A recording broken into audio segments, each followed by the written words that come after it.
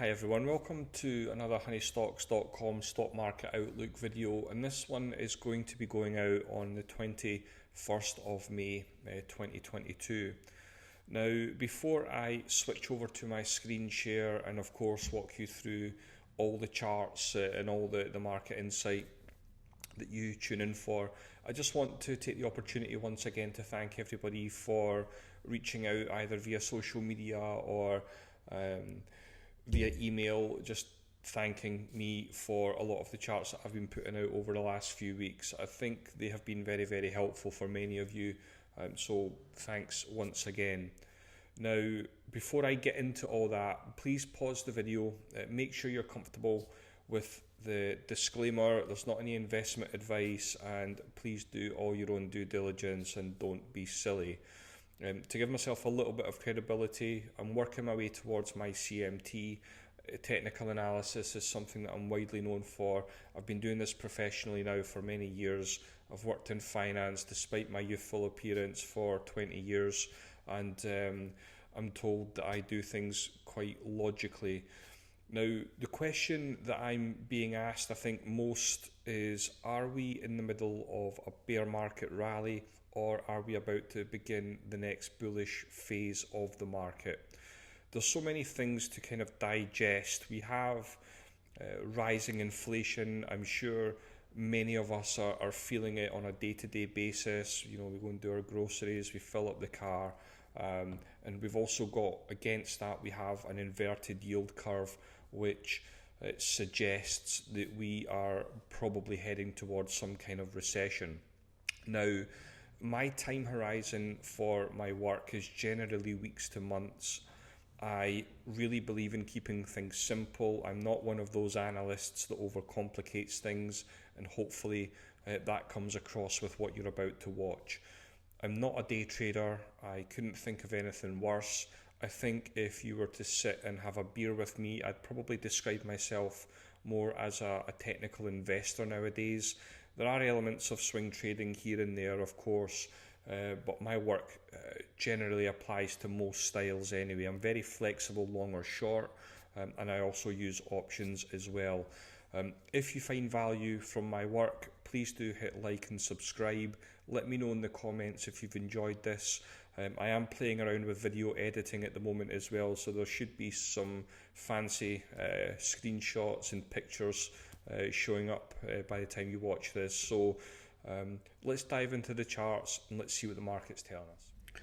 Now, I'm going to spend around 5 minutes just walking through the broader market, the most important charts, with the individual names that I'm going to be walking through.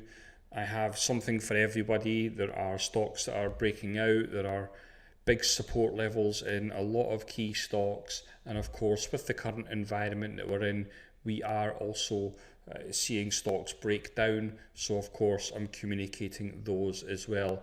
But I'm going to start off with what I believe to be the most important chart in finance at the moment, or certainly one of the most important charts. US dollar index. Now, for those of you that maybe don't watch the markets as diligently as us professionals do, it might have escaped your attention that today was incredibly volatile. Now, with the US dollar, the US dollar was moving higher, which has been a headwind for stocks for the last few months. I think most of us that do it professionally accept that, and it's something that we all keep an eye on. Now, what could be a potential bullish catalyst for US stocks as if the US dollar index breaks down here? I have this on failed breakout watch. Now, what we know about failed breakouts is we can quite often get fast moves going in the opposite direction. Whilst the US dollar index in of itself is not the sole chart to keep an eye on, there are many charts that will contribute to whether the stocks rally or whether they decline, but I believe the US dollar index to be one of the most important charts. So I'm looking for this to potentially break down. I have done very well on the US dollar over the last few months, but it is now starting to show signs of fatigue, and it has reached an overbought condition as well. So a pullback is, in my mind, with my technical hat on, quite logical. So I'm very much looking at this as a potential for a failed breakout, which could be a bullish catalyst for stocks. To the other side of things, for those of you that follow me on Twitter, you'll know that this is a chart that I've posted in the last couple of weeks. So I've also got a keen eye on the 10-year Treasury note yield, which again I believe to be very, very important at the moment. So the question I have at the moment is, if the 10-year Treasury note yield is going to top out here at a very logical place where you would expect it to top out, what would that mean for stocks? Now, we can see the inverse correlation with the 20-year Treasury bond ETF. Again, over the last couple of weeks, my message to clients, members, and the Twitter FinTwit community is, if you are looking for a place to hide out and you want to remove yourself from the volatility and of course all the bearish news, etc., then buying into the 20-year Treasury bond ETF isn't a bad shout if we are in the camp that the 10-year Treasury note yield has topped out. Now, the thesis as it stands at the moment is of course played out pretty well. I think it's up 3-4%, which in the current market, if you are a long only investor, it's a perfect place to be. So I will have an eye on this to see how this moves in the coming week or two. Of course, if we start to break down below these lows, and of course if we get the 10-year Treasury note yield dripping higher and taking another leg higher, then that's a problem, and I would probably look to just cut the position. I firmly believe in having a risk management process in place. I'm sure there are many of you that have got long only positions in highly speculative growth names, and you maybe don't utilize things like trailing stop losses and manage your positions closely, etc. I get it, fundamentals matter, but as it stands at the moment, I'm looking at these as potential bullish catalysts for stocks, but I do understand that we are in a bear market. It's also very, very interesting to me that the value versus growth ratio has continued to widen over the course of the last few weeks. So what this chart is essentially saying is that if you are looking to invest, then value would be a logical place to potentially look to allocate. Now, that doesn't mean that growth is finished. Of course, growth isn't finished, but I think what is coming into play are the wider dynamics of the market, and certainly high valuations have been taken out to the woodshed and they've been chucked on top of the fireplace, and of course it's not been very pretty viewing for those of you that are growth investors. So with value stocks, and we're primarily looking at things in the energy space, chemicals, etc., the very boring, unsexy areas of the market, those are the areas of the market that have been holding up reasonably well in the current environment. And of course I have a few of those charts with me today. Now let's just quickly go through the broader market indices, the averages. My message to my clients and members over the last few weeks has been not to focus too much on the major averages if you are focusing and you are investing in individual stocks. Now, of course, inverse ETFs have been an absolute godsend over the last few weeks.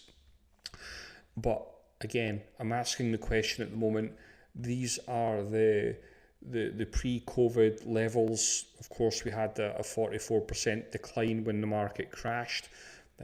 We have the Russell 2000 now back at this same level again. Now, it's not a coincidence to me that this has found a little bit of support. The concern, of course, would be if the Russell 2000 breaks down and moves below these levels, that is going to be a massive problem for the market. And, of course, there's never investment advice, But what I would say is that, having a look at inverse ETFs, like the RWMs that run opposite to the major averages, it could be a decent way to hedge long positions, which I'm sure many of you are looking for at the moment. We also have the S&P 500 ETF Spy. I'm sure this is the benchmark for most of you. Again, I've added in an AV WAP. Basically just looking at this as a potential support level. I think, prepared and mentally prepared for, again, very, very similar to the small caps, where we come down and we retest these COVID levels. But certainly, if the market is going to turn, this could be a logical place for that to happen. Very, very similar with the Dow. Very much looking for this to potentially test these COVID levels and then hopefully reverse, and hopefully that's the end of the carnage. But I do also have a look and have an eye on the All Country World Index, and it has already moved below its AV WAP. And given the correlation with the S&P 500 and with the Dow, there is a logical assumption to be made that the S&P and the Dow will ultimately follow the world markets. So it is very, very on the fence at the moment. Of course, like I said, there are bullish setups, bearish setups, and sideways moving stocks.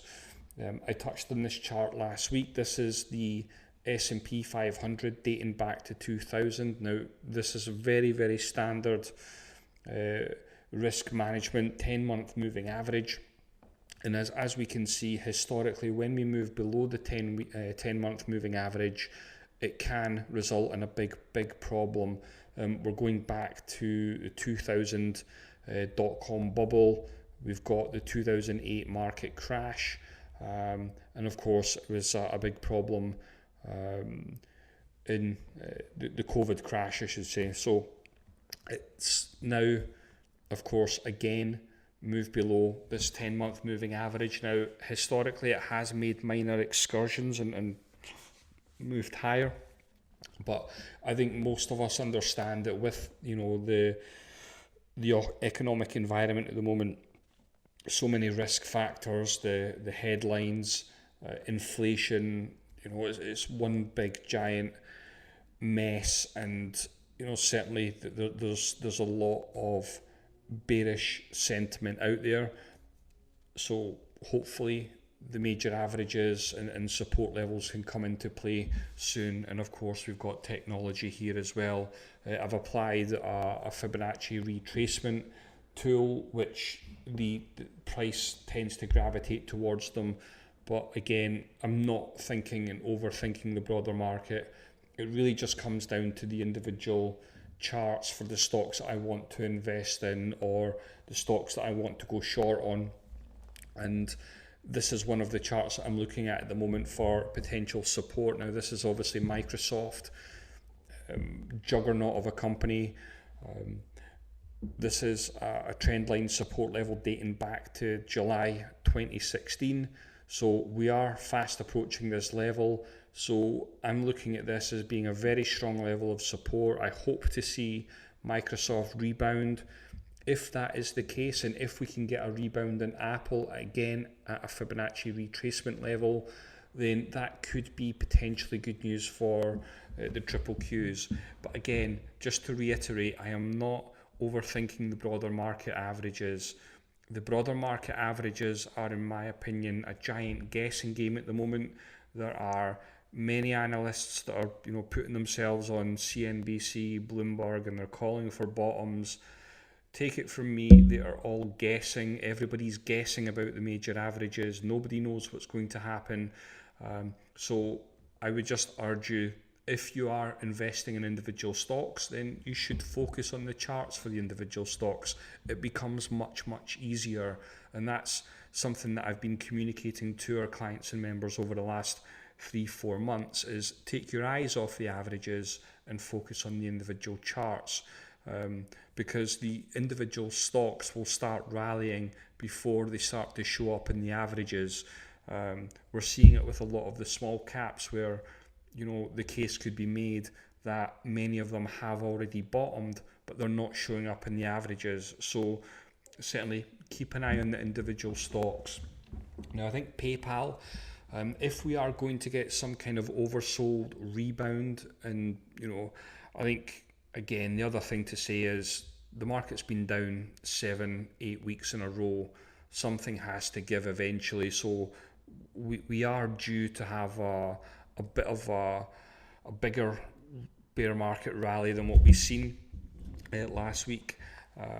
So certainly if PayPal can get above $83, then that could be a potential bullish catalyst. Now again, I'm not saying PayPal has definitively bottomed and it's going to start ripping back to all-time highs.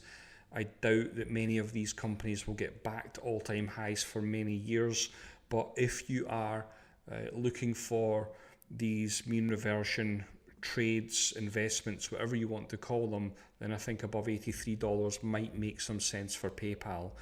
We've got Lithium Americas. Now, Lithium Americas was in last week's analysis, and it did exactly what I was expecting and hoping it would do, and it has put in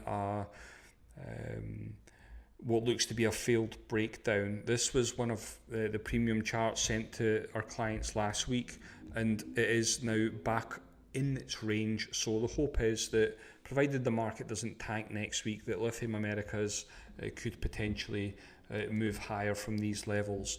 We've got Micron Technology, which has been showing incredible relative strength over the last 6 weeks. It's holding support levels incredibly well. I think there's a risk to reward proposition. I am an owner of Micron Technology.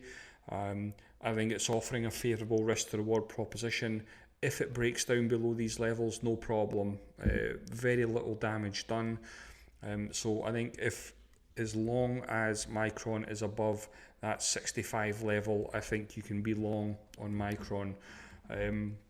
Again, I touched on Block last week, just calling for essentially an oversold bounce. But one thing that you have to be aware of is when you are, picking up bottoms and you're hoping the stock is going to rally and smash back to all-time highs, there is a lot of overhead resistance. And again, one of the messages that I've been putting to our clients is, be aware of things like 20, and 50 simple moving averages, because price can often run into them and then continue their downtrend.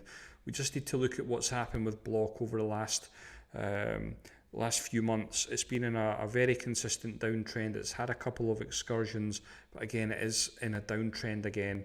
And downtrends, believe it or not, work the same as uptrends. They respect these technical levels and they stay above or stay below.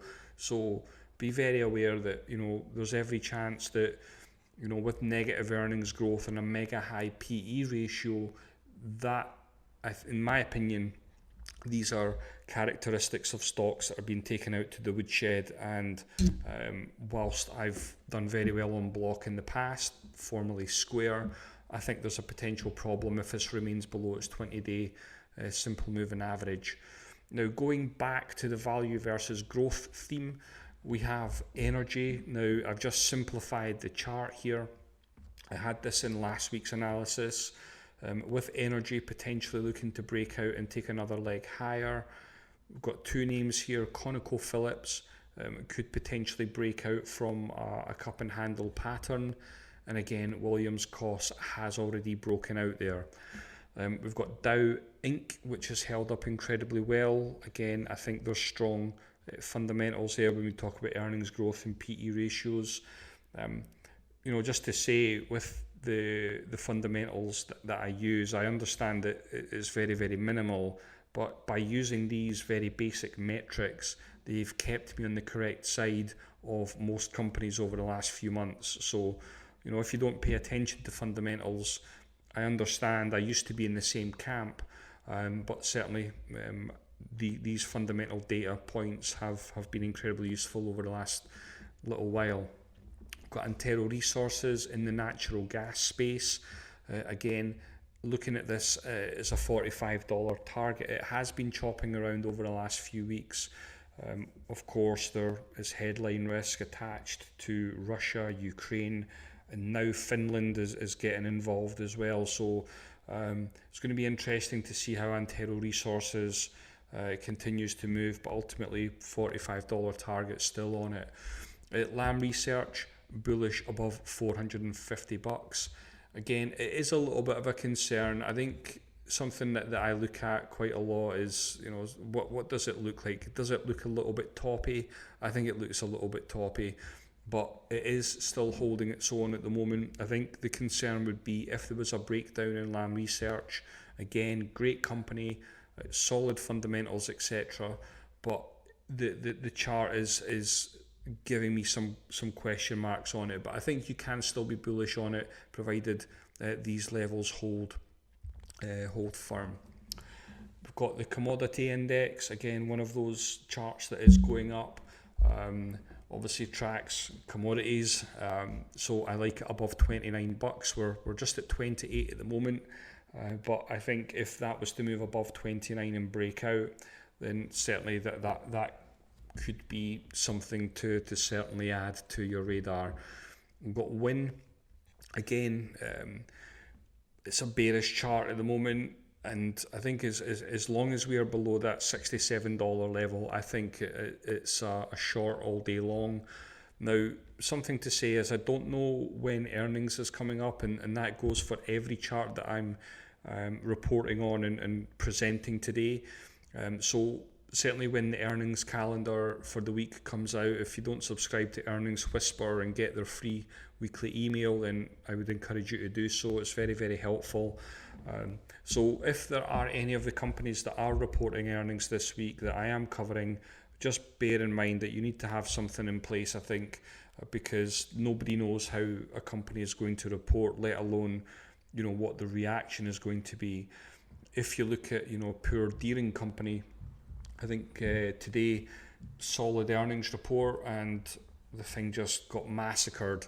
So there's no real way to tell what the reaction is going to be. So I would highly encourage you to have some kind of process in place, whether it be, you know, to hold through earnings, you need to be at least 10% in profit, which is a decent rule to have in my opinion, but, you know, each to their own. We've got Cloudflare. Again, no PE ratio, negative earnings growth. This is a stock I did incredibly well on last year. Ever since then, it's been in a bearish downtrend, and I think it's a short at the moment. I think for me to get bullish on it, I think it would probably need to get back up above, you know, that $7 to $8 level.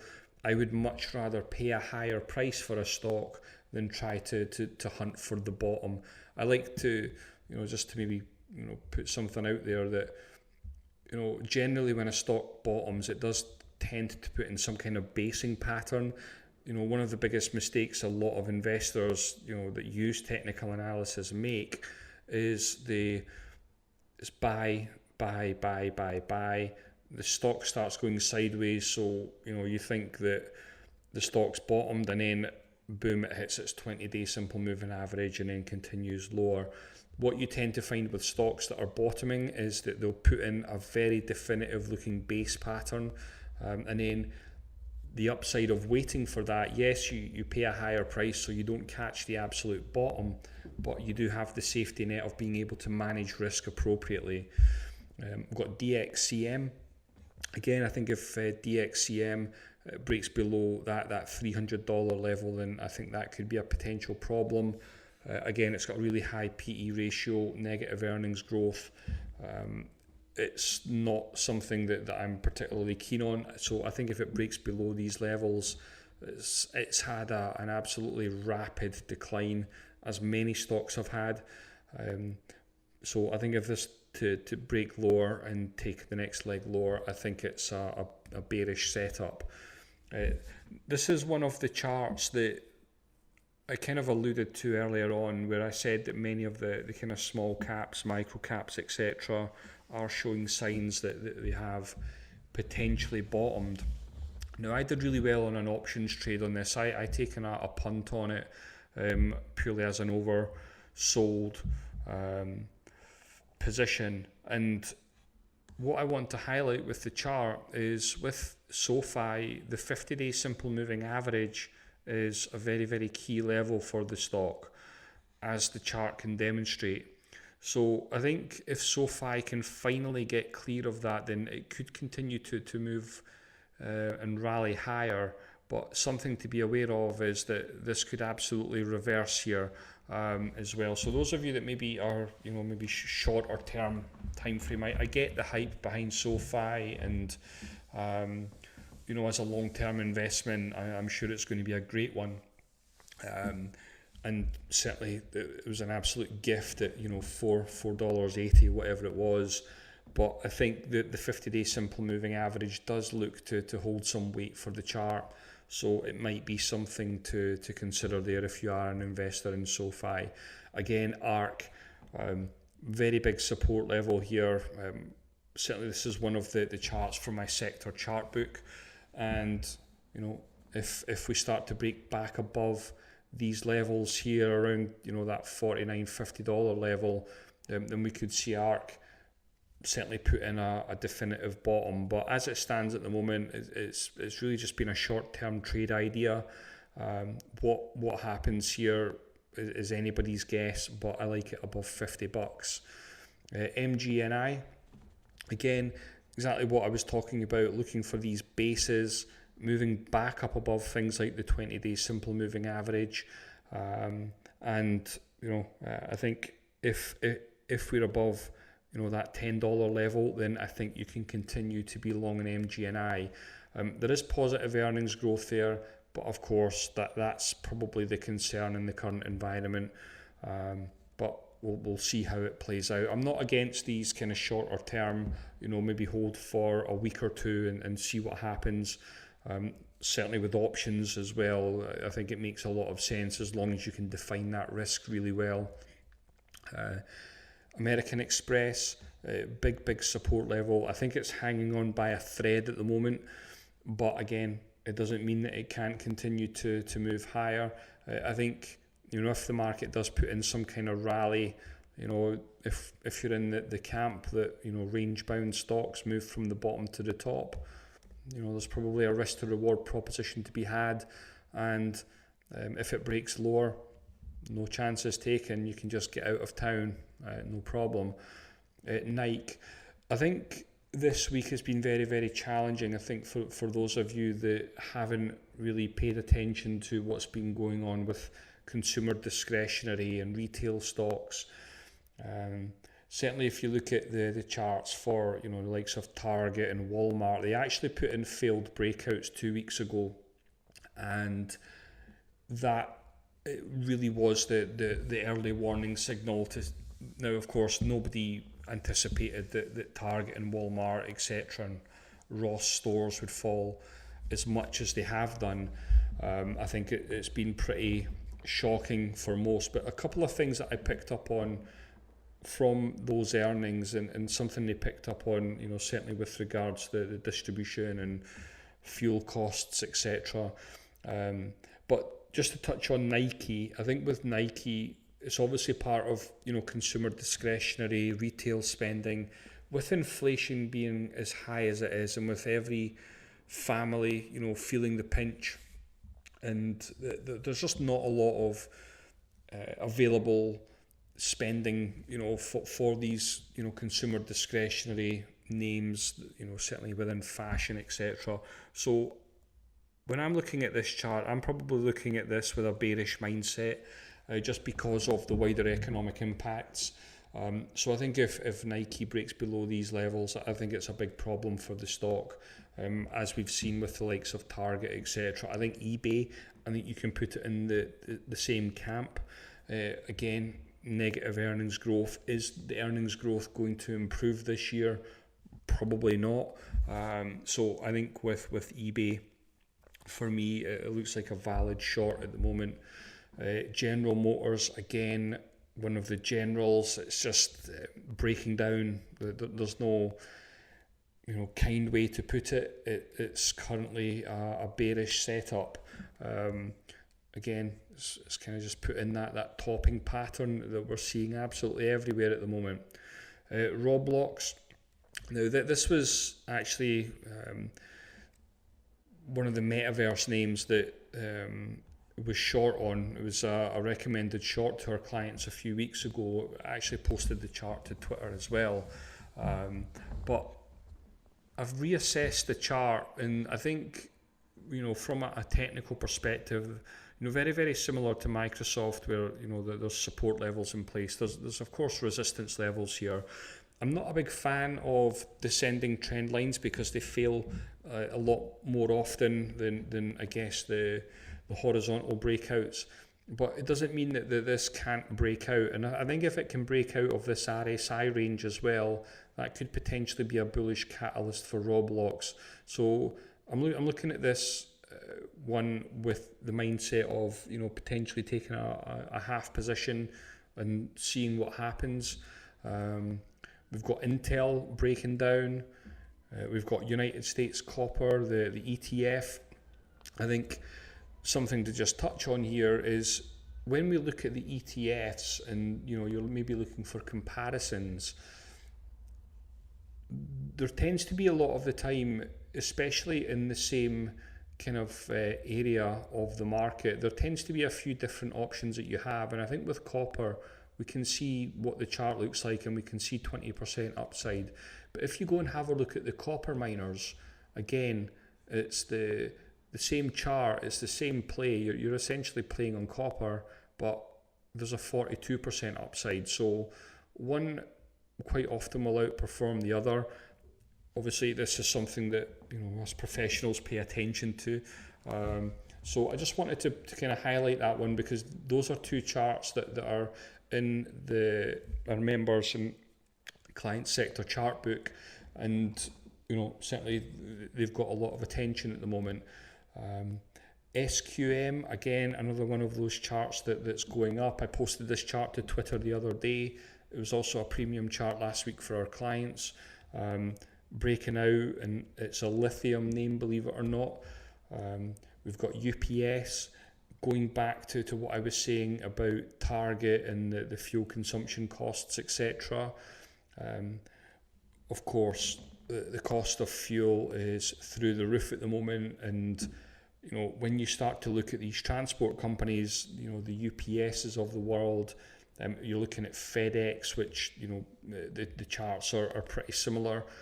So with UPS breaking down, you would expect FedEx to follow suit as well. I think it's at a key level, and I think if FedEx breaks lower, again, I understand these are companies with solid fundamentals and they are great companies, but when you forward look, the market and you start to kind of, I guess, put the numbers together, they do look like they're setting up as a bearish setup. We've got Tesla. I think 550 is a massive support level. Again, one of these charts that is going up and building bases. It's in the industrials sector, OLN. I like it above that 65.50 level. And we've also got the shipping, marine shipping names, these freight companies, SBLK, putting in a 3-month base and looks like it could potentially break out. Again, that was in our halftime analysis on Wednesday for our clients. So hope you've had some value from this. If you are somebody that has struggled with the market over the last few months, feel free to stick around for a couple of minutes. But if you did get some value from this, please do subscribe, give the video a like. I put a lot of work into these. As you can see, I am getting into editing as well, with adding graphics and video content as well. So I do hopefully plan to do more content moving forward. It might not necessarily be more content on technical analysis or trading, but maybe the investing side of things. So feel free to subscribe. But if you are wondering what it is I do, I have a technical charting service, honeystocks.com. please do check out the website. What we provide, premium weekend analysis every single week for our clients and members every single Saturday. Provide trade ideas. I will show you what that looks like in just a second.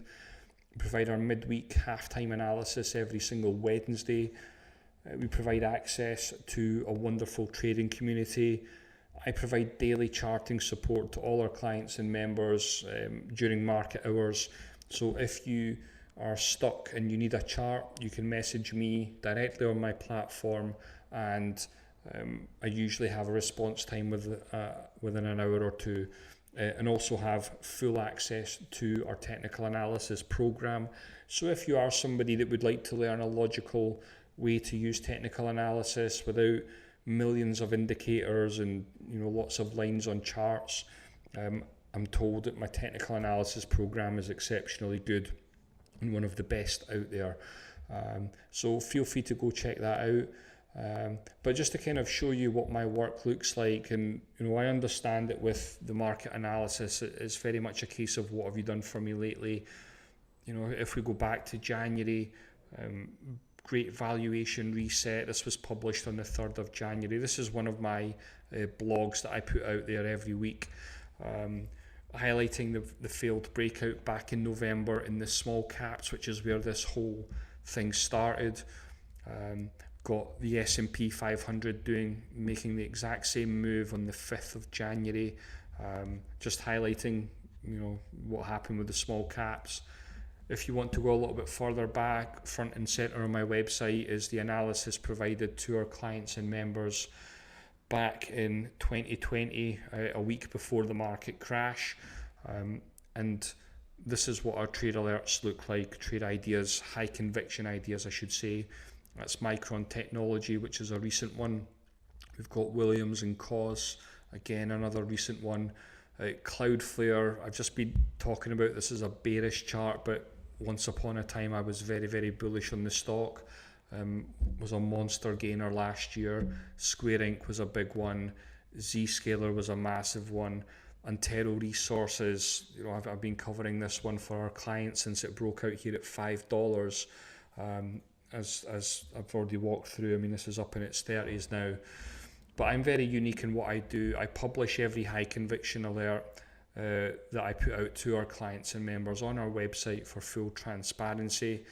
So feel free to check that the charts that I like to recommend are the types of charts and the names that you like to buy. I don't pump penny stocks. I'm not a day trader. It's all good, solid companies, mixture of growth, value, etc. But I've done that every year for the last 4 years. I publish on my website, and of course you can go and see how those have worked out. But I think we are a good fit for anybody that has a mid-term approach. I think if you're looking to maybe get away from day trading, I think if you're maybe looking to learn technical analysis, maybe you're just sick of hunting around social media and watching Jim Cramer in his car crash every night. Maybe you want to be part of a successful community. Whatever your deal is, feel free to go and check out our website. I think we've probably got another 30 odd memberships. I do have a limit on my memberships because on a day-to-day basis I'm naturally incredibly busy, and I think it's a disservice if I was to be one of those communities that has thousands of members. It's why I think a lot of very smart individuals gravitate towards my work. It's really a community that's got a lot of professionals. It's got money managers, professional analysts, there are CMTs, so feel free to check that out. Just to give you some of the testimonials, Dan has had a massive move since March 2020 using options. Sean looks forward to many more years. Got Nick, member for life. Rocco, guidance made his year. Vince, yeah, I can't say it any more, I guess, than what my members do. So feel free to go and check out testimonials on the website. But If you've stuck around to the bitter end here, thank you very much for watching, and I hope to speak to you soon. Thanks.